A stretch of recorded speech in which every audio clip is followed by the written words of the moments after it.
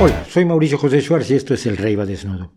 El 7 de marzo de 2023 se publicó un artículo analizando la posibilidad y las restricciones físicas de una nave extraterrestre que utilizara pequeñas sondas para investigar las condiciones del planeta Tierra. Una de sus conclusiones es que esas sondas deberían ser enormemente pequeñas, porque si no lo fueran, generarían una bola de fuego óptica fácil de ver y de percibir por radiotelescopios y por radares. En su introducción misma, los autores aclaran que la falta de todos estos indicios podrían implicar mediciones imprecisas de la distancia a la que podrían estar tales hipotéticos objetos, y en sus últimas líneas sugiere cómo se podría estimar mejor el tamaño, forma y masa de los objetos si alguien los detectara algún día.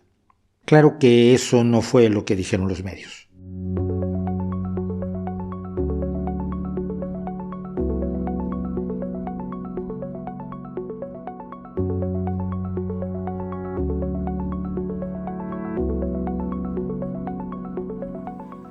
Pues no, No. En parte el desmelene mediático se debió a que uno de los firmantes del artículo, o más bien del borrador de artículo, que se publicó sin pasar por una revista científica pero llegó a los medios rápidamente, es Abraham Lev, Avi Lev. Y Avi Lev se hizo famoso cuando se le ocurrió que cierto objeto interestelar llamado Oumuamua, que pasó por nuestro sistema solar en 2017, era ni más ni menos que una nave interestelar. Básicamente, Lev dijo que ciertas características del objeto, como su velocidad, trayectoria y forma de reflejar la luz solar, hacían que la única explicación de su existencia fuera que se trataba de una nave construida por una civilización interestelar. Y esto salió en todos los medios. Inmediatamente varios físicos ofrecieron amplias explicaciones completamente naturales, científicas y razonablemente sencillas de cómo un asteroide podría tener todas esas características sin pasar por el dedo mágico de ET. Una explicación asombrosa y apasionante es que el objeto es un iceberg de hidrógeno. Y eso ya no salió casi en ningún medio. Ambos casos en los que está metido Avi Lev nos remiten de nuevo a nuestro interés por la posibilidad de vida inteligente extraterrestre y a los incontables mitos sobre objetos voladores no identificados, los ovnis, a los que ahora el ejército estadounidense prefiere llamar fenómenos aéreos inidentificados, UAP, Unidentified Aerial Phenomena, que es exactamente lo mismo. Pero ¿dónde comienza la historia?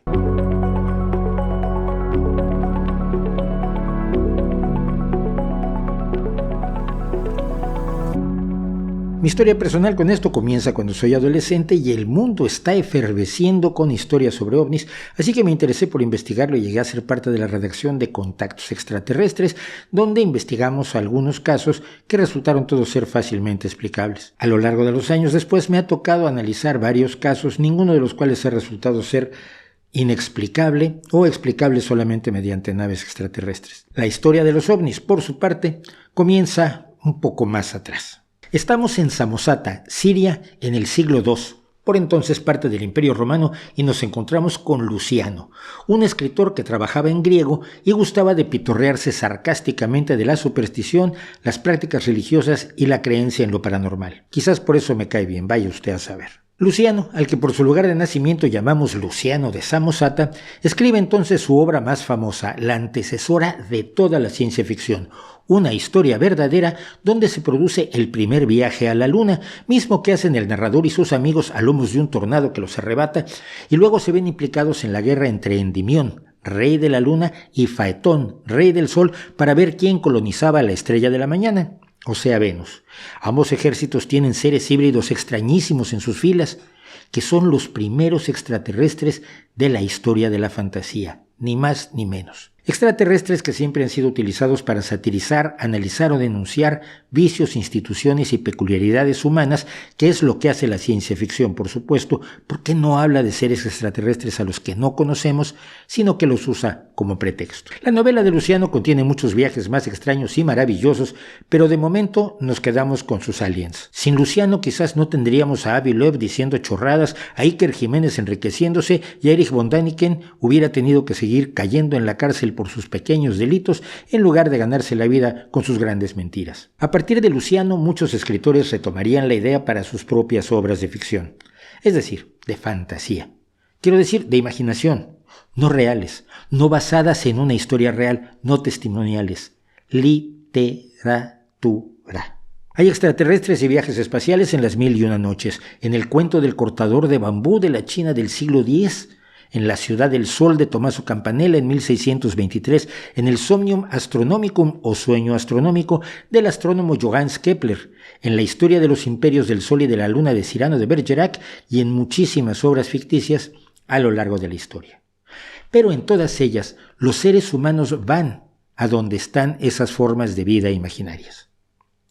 Es solo a partir de fines del siglo XIX cuando las cosas cambian y los extraterrestres empiezan a visitar nuestro planeta. Quizás la primera novela famosa con esa temática sea La Guerra de los Mundos de Herbert George Wells, la cual de paso estableció el tema de la invasión bélica destructiva de los aliens, en este caso marcianos, que atacaban a la Tierra. El tema de la llegada de aliens a nuestro planeta se convirtió a partir de ese momento en uno de los favoritos de la ciencia ficción, también para explorar cuestiones políticas, morales, bélicas y de todo tipo, todas absolutamente humanas, lo que incluye cómo los recibiríamos, cómo serían, qué querríamos nosotros de ellos y cómo nos llevaríamos. Podría pasarme horas hablando de este tema porque he sido además escritor y voraz lector de la ciencia ficción, pero no lo puedo hacer porque también a fines del siglo XIX a alguien se le ocurrió presentar las visitas extraterrestres como algo real. Concretamente a un periodista llamado S.E. Haydon, que informó en el Dallas Morning News del 19 de abril de 1897 que 2 días antes una aeronave había chocado con un molino de viento propiedad del juez en Aurora, condado de Wise, en Texas. Contó que al revisarse los restos del piloto no era un habitante de este mundo, procediendo a contar elementos que serían después estándar en la ovnifantasía. El ser traía notas escritas en jeroglíficos indescifrables. Un oficial del cuerpo de señales opinó que el personaje era originario de Marte y al día siguiente se llevaría a cabo el funeral del piloto. ¿Increíble? Bueno, si es increíble es porque no era cierto. En 1979, una residente por entonces de 86 años, Etta Pex, contó que el periodista Haydon lo escribió como broma y para atraer el interés sobre Aurora. El ferrocarril nos pasó por alto y el pueblo se estaba muriendo. Vaya, el juez ni siquiera tenía un molino de viento. Pero la bola ya estaba rodando en el imaginario popular y en 1947 chocaría con la inteligencia de muchos y la destrozaría irreparablemente.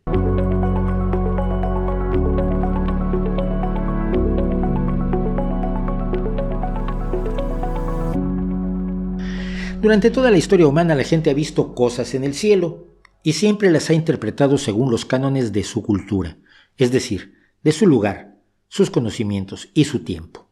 Así, por ejemplo, el historiador romano Tito Livio describe en el 218 antes de la era común unos barcos fantasmas que se habían visto en el cielo.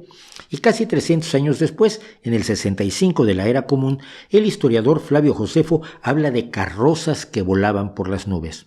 En el 740, varios anales irlandeses hablan de barcos por el aire con todo y sus tripulaciones. Más acá, y sin anotar todos los ejemplos que no nos daría tiempo, en Basilea en el 1566 se habló de objetos esféricos que salían del Sol y en 1883 el astrónomo mexicano José Bonilla vio más de 300 objetos y logró fotografiar alguno.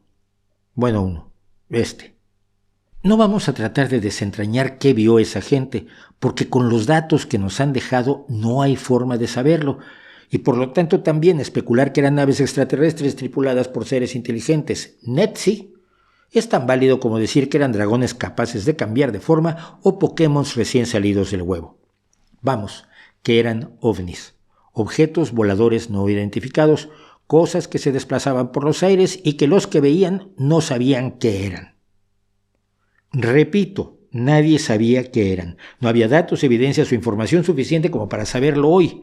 La ignorancia rodeaba estas manifestaciones y tenemos que conformarnos con que seguimos sin saber qué eran. Pero a fines del siglo XIX, a la mitad entre las obras literarias y el embuste o broma de promoción turística de Haydon para Aurora, Texas o Texas, quedó sugerida la posibilidad de que esos objetos se identificaran como naves procedentes de otros planetas, extraterrestres, alienígenas, aliens tripulando sus naves.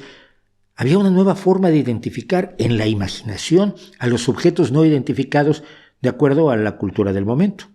La cultura de la ciencia, la tecnología y la exploración espacial que claramente venía desde la aparición de los cohetes B-1 y B-2 nazis.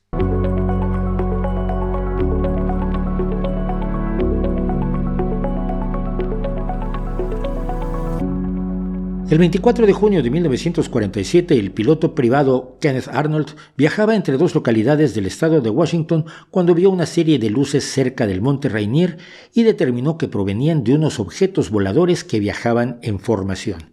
Pasaron frente a él no volando rectos, sino, según dijo, girando erráticamente y saltando como platos que se lanzaran sobre la superficie del agua, lo que en Argentina se llama zapitos o en México patitos, moviéndose además de lado a lado como la cola de un cometa. Vistos de canto eran delgadísimos, casi invisibles, y su forma era convexa como la de una media luna o un boomerang. Arnold contó su historia al día siguiente a periodistas del diario East Oregonian que publicaron que eran 9 aeronaves como platos volando en formación. Pero lo que vio Kenneth Arnold no eran platos, fue algo con esta forma, según él mismo, o con esta otra, según sus declaraciones a las autoridades. En ningún lugar se habló en esos primeros momentos de platillos voladores, pero la idea de los platillos voladores se apoderó de la imaginación de la gente. ¿Y qué creen que pasó? Que a partir de ese momento, la enorme mayoría de los avistamientos de ovnis informaron de que tenían forma de platillos volantes. Esto es un buen indicio de que la gente ve lo que quiere o, para no ser tan bruscos, que la interpretación que hace la gente de lo que ve depende de su subjetividad. Si en el pasado veían carrozas y barcos en los cielos, ahora veían platillos volantes y a veces cigarros puros volantes. El diario Oregon Journal rápidamente recibió una carta de Lo dije yo primero, enviada por un tal L.G. Bernier, diciendo que él había visto 3 de esos objetos 1 hora antes de que los viera Kenneth Arnold. Lo raro es que se esperó 10 días para enviar la carta, el 4 de julio, o no era muy urgente, o no le pareció interesante, o no se le ocurrió hasta después de leer sobre el avistamiento de Arnold. Ese mismo 4 de julio, la tripulación de un avión de pasajeros de United Airlines informó de otros 9 objetos en forma de disco sobre Idaho y la prensa lo retomó con entusiasmo. Y empezaron entonces a producirse multitud de avistamientos de platos volantes, discos voladores, platíbulos, decenas, centenares, miles de personas los vieron o dijeron que los habían visto para darse importancia.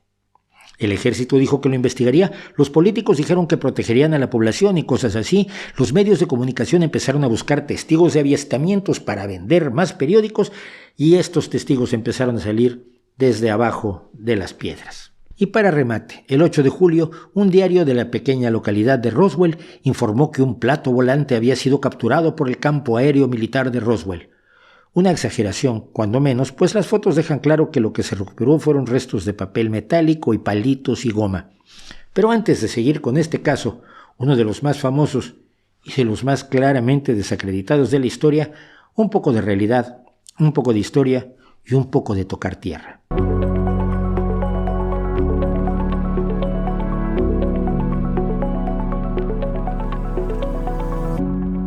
En 1945 los aliados habían vencido a la Italia fascista, a la Alemania nazi y al Japón imperial, y casi de inmediato uno de esos aliados, la Unión Soviética, que nunca había sido muy amistosa con Europa y Estados Unidos, dejó de ser aliado. Stalin había instalado gobiernos títeres de Moscú por toda la Europa oriental, Albania, Bulgaria, Checoslovaquia, Hungría, Polonia, Rumania, además de Yugoslavia, que luego sería el satélite menos leal.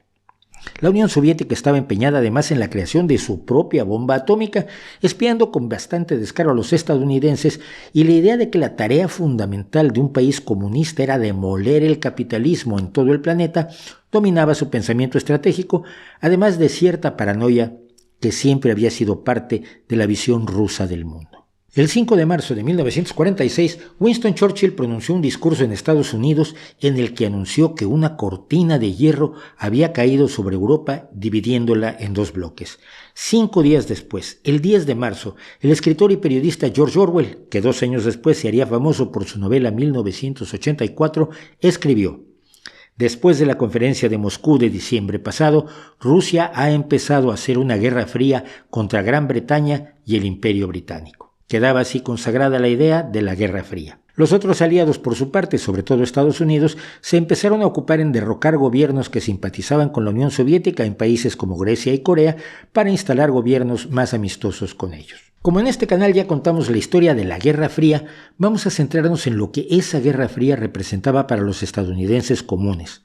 Y se puede resumir en una sola palabra: miedo. Los estadounidenses comunes temían la infiltración de espías comunistas y sospechaban de sus propios compatriotas que, si simpatizaban con ideas de izquierda o muy progresistas, a veces ni siquiera comunistas en el sentido estricto del término, estarían prestos a traicionar al país y a trabajar para la Unión Soviética. Que alguno lo hizo, pero muy pocos. Políticos y medios de comunicación atizaron el temor hasta crear una verdadera paranoia anticomunista, uno de cuyos ejemplos fue el Comité de Actividades No Estadounidenses de la Casa de Representantes o Cámara de Diputados de los Estados Unidos, establecido en 1938 y que en 1947 se lanzó a investigar a la industria del entretenimiento y acabó encarcelando a 10 guionistas, directores y productores de Hollywood que se negaron a testificar sobre sus creencias políticas. Más adelante, el comité encabezado por el senador Joseph McCarthy emprendió una verdadera cacería de brujas de 1950 a 1952. El cine y la cultura popular, sobre todo libros y cómics,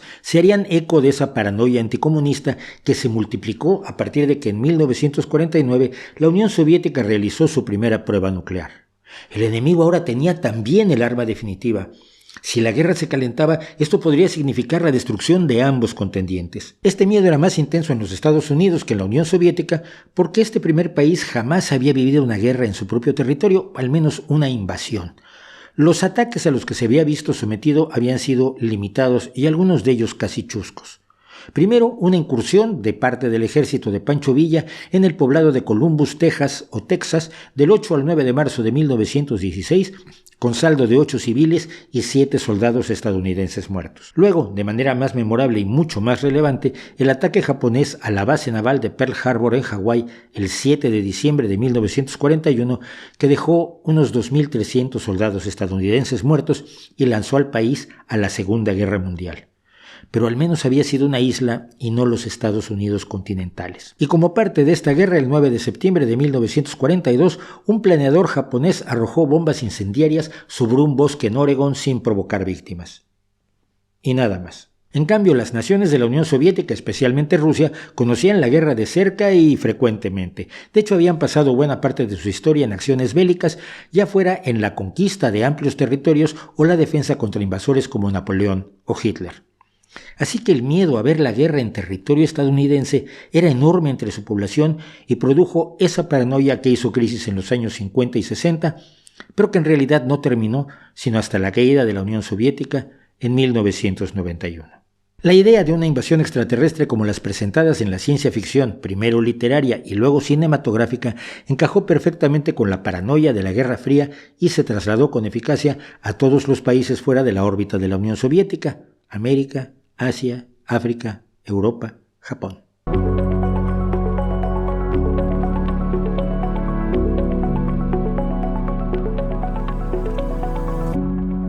Decíamos que el 8 de julio de 1947 este periódico afirmaba que la base aérea militar local había capturado un platillo volante. El platillo volante era este. Este también. Vale.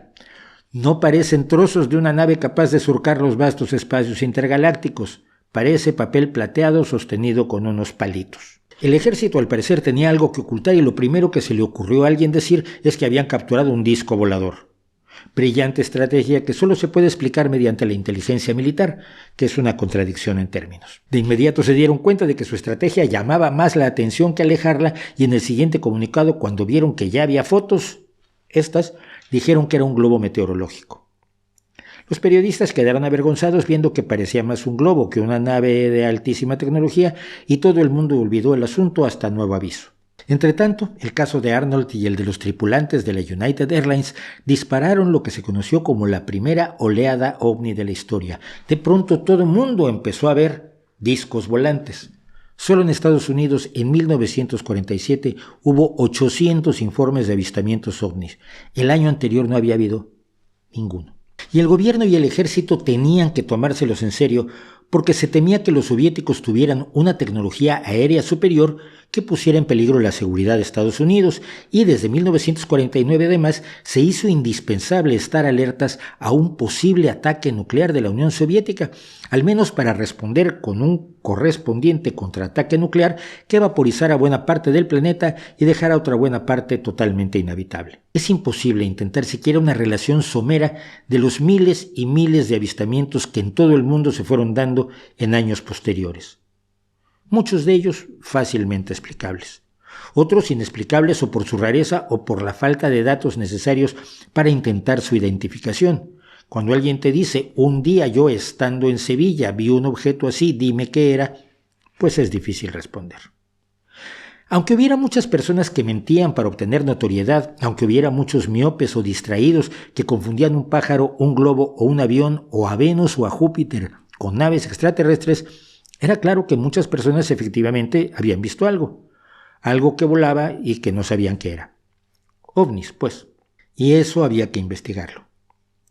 De inmediato se formaron dos bloques. De un lado estaban y están quienes buscan saber qué es lo que la gente ha visto, y sabiendo que las respuestas pueden ser muy distintas, es decir, al identificar lo que se vio y convertirlo en OVI, objeto volador identificado, no es el mismo fenómeno, pueden ser muchas cosas distintas cada vez. Pero partiendo de la base de que para aceptar la explicación o hipótesis de naves extraterrestres tripuladas por seres inteligentes, se necesitaba que hubiera pruebas bastante contundentes, sólidas y fiables. Pero esta gente era y es poco emocionante. Nadie hace una película de Hollywood con millones de dólares sobre unos señores que demuestran que un ovni resultó ser un embuste, una patraña o una bandada de patos con el sol dándoles de lado.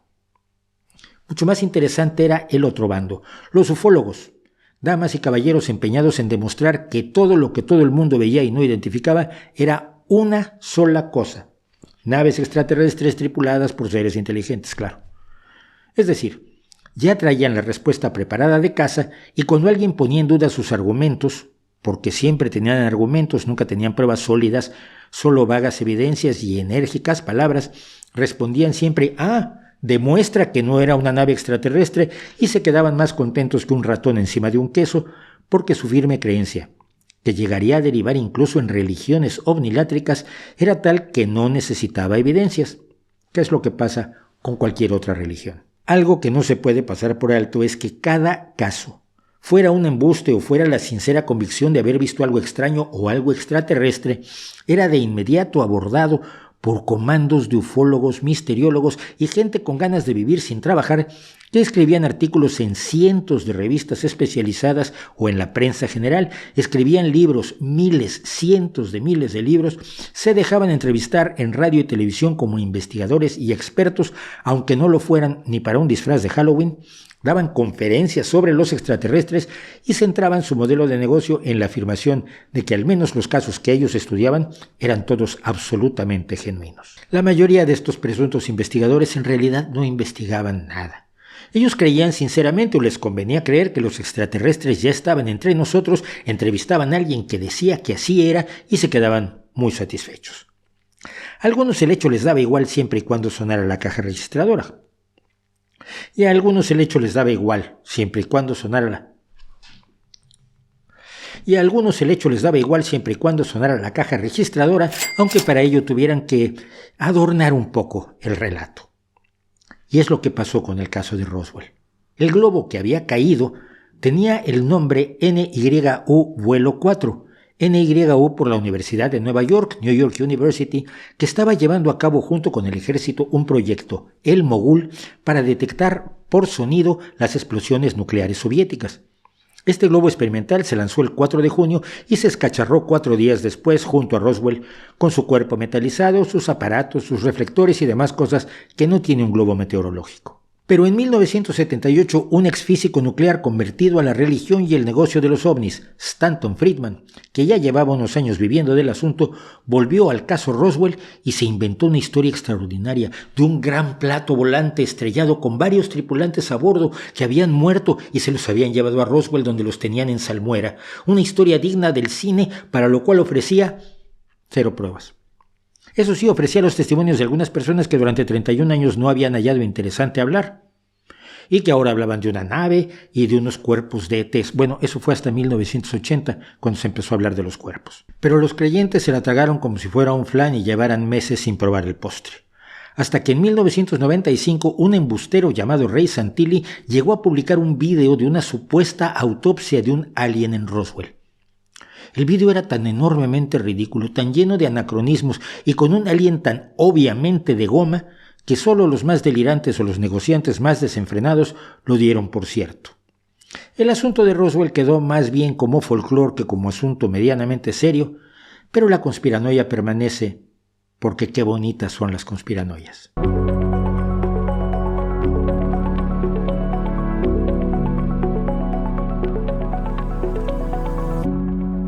El caso Roswell dio pie a una de las modas temáticas que dominaron la era de los ovnis en las décadas siguientes, hasta que en la de los 90 el asunto dejó de ser de primera plana, como sí lo fue en los años 70 y 80.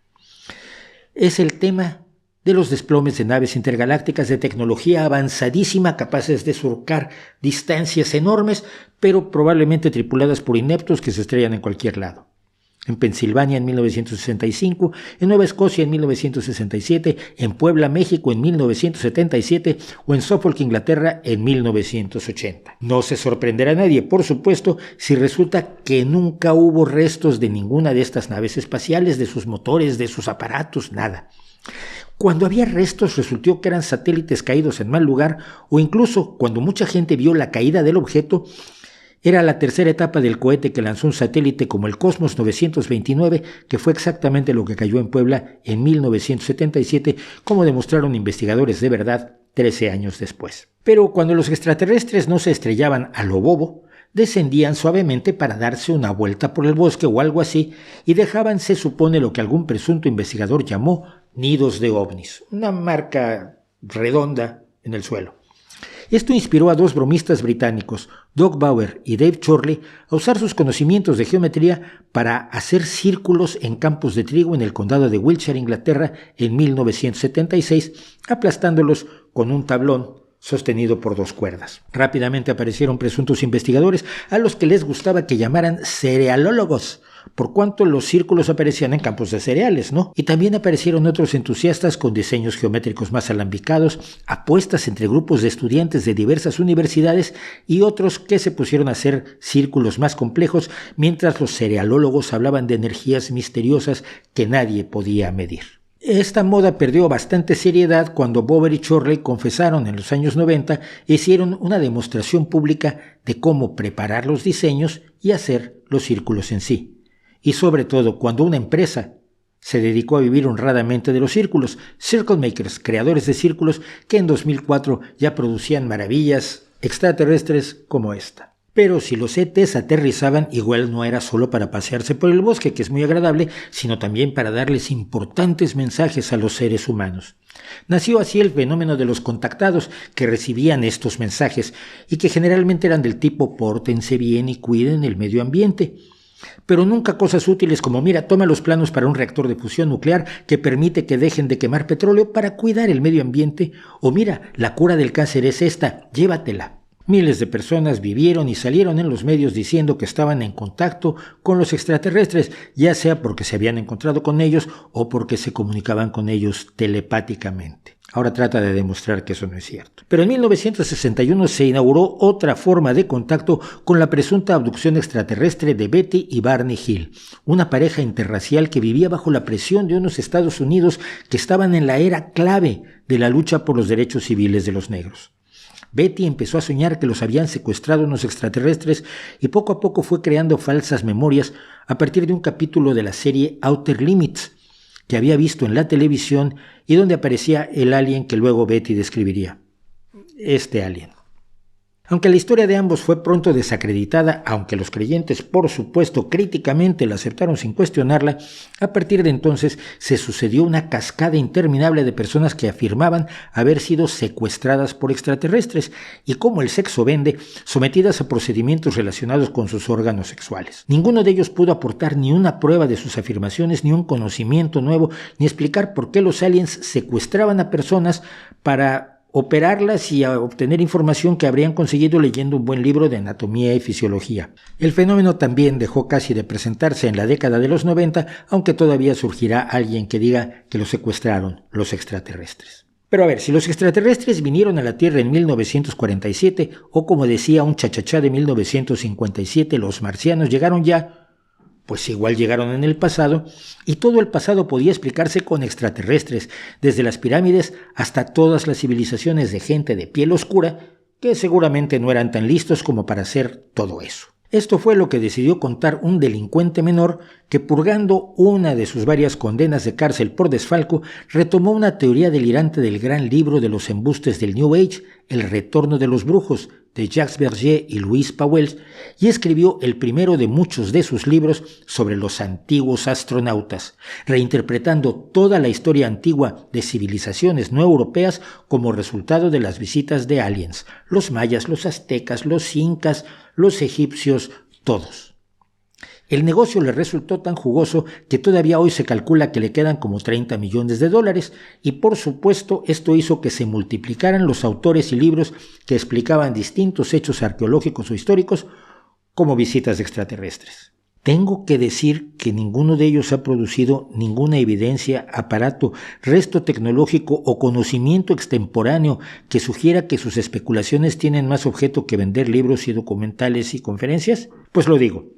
No hay pruebas de tales especulaciones y sí hay enormes cantidades de trabajo de investigadores, de arqueólogos de verdad, de conocedores de la realidad de la historia humana y sus muchas civilizaciones que demuelen todas las ocurrencias que han soltado estos personajes, pero siempre tienen menos presencia en los medios que estos personajes. Hubo también modas menores como las de las mutilaciones de ganado previamente abducido por los aliens, que desmontaron con facilidad quienes sí sabían cómo atacan los carroñeros, que no los extraterrestres, los cadáveres del ganado y otros animales que mueren en el campo. El asunto pasó de moda para los años 80, aunque se afirma que sigue produciéndose, seguramente para tratar de cobrar el seguro.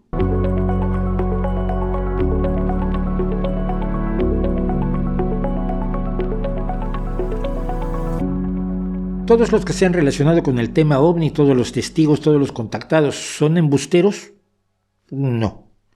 Algunos creen sinceramente en lo que cuentan, otros están confundidos y siguen afirmando que los ovnis son reales porque hay cosas que vuelan que no sabemos qué son y por lo tanto pues son naves alienígenas, lo cual es un salto conceptual un pelín exagerado. Sabemos que en el pasado hubo gente que afirmó con toda seriedad que las brujas no solo existían, sino que ellos habían visto sus hechizos y habían contemplado cómo se convertían en gatos y cabras y las vieron volar en escobas y vieron a Satanás y contemplaron todo tipo de maravillas, y sabemos perfectamente que no era cierto, que la gente o mentía o reinterpretaba o exageraba lo que sí había visto o asumía como real lo que había soñado o sufría de alguna forma de parálisis del sueño que antes se explicaba con incubus y súcubos y ahora con abducciones extraterrestres. Sabemos que hubo gente que vio sinceramente barcos en el cielo sin que los hubiera y no tenemos por qué pensar que no pasa lo mismo con nuestros testigos de ovnis, aliens y demás leyendas modernas que por otro lado han sido exquisitamente analizadas por los folcloristas serios. ¿Pueden estar equivocadas tantas personas? Por supuesto que sí. Lo hemos visto a lo largo de toda la historia. Cientos, miles, millones de personas que han visto, experimentado, dicho que han visto, creído que han visto muchísimas cosas que hoy sabemos que son falsas, desde monstruos marinos hasta barcos con su tripulación en el cielo. Y los relatos de ovnis y extraterrestres son emocionantes, incluyen maravillas que vienen del cielo e incluso la promesa de la salvación de los creyentes. Esto fue lo que llevó a los miembros de la secta omnilátrica de la Puerta del Cielo a suicidarse porque así se irían en la nave nodriza que creían que estaba detrás del cometa Hale-Bopp que por entonces pasaba por la Tierra. Y tiene conspiraciones mayúsculas y oscuras, ejércitos y gobiernos y grupos ocultos elitistas y malévolos, enganchando todo con una mitología conspiranoica en la que, por supuesto, quienes creen en las conspiraciones son superiores al resto de los mortales porque ellos saben lo que nosotros no sabemos, ven lo que nosotros no queremos o no podemos ver porque somos inferiores, porque somos borregos, mientras que ellos son los elegidos que se creen lo que cuentan los embusteros. Los objetos no identificados en el cielo son misterios interesantes, apasionantes y que avivan la imaginación, como avivaron y atrajeron la mía cuando yo era joven. Esto es lo que hace que sigan siendo un negocio de un valor incalculable en todo el mundo. Que canales de televisión presuntamente serios sigan ofreciendo series de alienígenas y programas misteriológicos patéticos. Y que revistas y diarios retomen con actitud poco crítica cualquier información como la que hizo recientemente el ejército estadounidense sobre que sus pilotos han visto cosas que no saben qué son, o sea, ovnis, fenómenos aéreos no identificados, que rápidamente se identificó con fenómenos extraterrestres. Competir con eso es difícil, aunque hay que hacerlo, aunque los investigadores serios tienen un problema cuando trabajan para desacreditar las sucesivas hipótesis de que docenas, cientos o miles de especies extraterrestres andan para arriba y para abajo por el planeta Tierra, secuestrando gente y vacas, hablando con el tonto del pueblo o estrellándose en cualquier lado. Siempre va a haber un caso más, o 20, o 100. De modo que incluso cuando un creyente queda derrotado, demostrándoseles que un ejemplo que dio es más falso que un euro con la cara del Pato Lucas, siempre tendrá otro en el bolsillo, hasta llegar a un caso que el desacreditador o debunker no puede explicar, y entonces se presenta como, si no lo puedes explicar, es que es verdaderamente de origen extraterrestre. Y no. El último argumento que solemos oír quienes de alguna manera hemos estado involucrados en estas historias, lo puede usted ver en los comentarios de los vídeos que le hemos dedicado al tema, es cuando el creyente dolido y airado dice, ¿estás diciendo que estamos solos en el universo? No, por supuesto, decir que no hay evidencias de visitas extraterrestres, como no las hay de las señales inteligentes de radio que ha buscado el muy serio programa SETI, Búsqueda de Inteligencias Extraterrestres, no quiere decir que estemos solos en el universo, quiere decir que no lo sabemos, que no tenemos evidencias de que otras inteligencias nos hayan visitado. Tenemos embustes, tenemos autoengaños, tenemos cuestiones enormemente dudosas, pero no tenemos evidencias.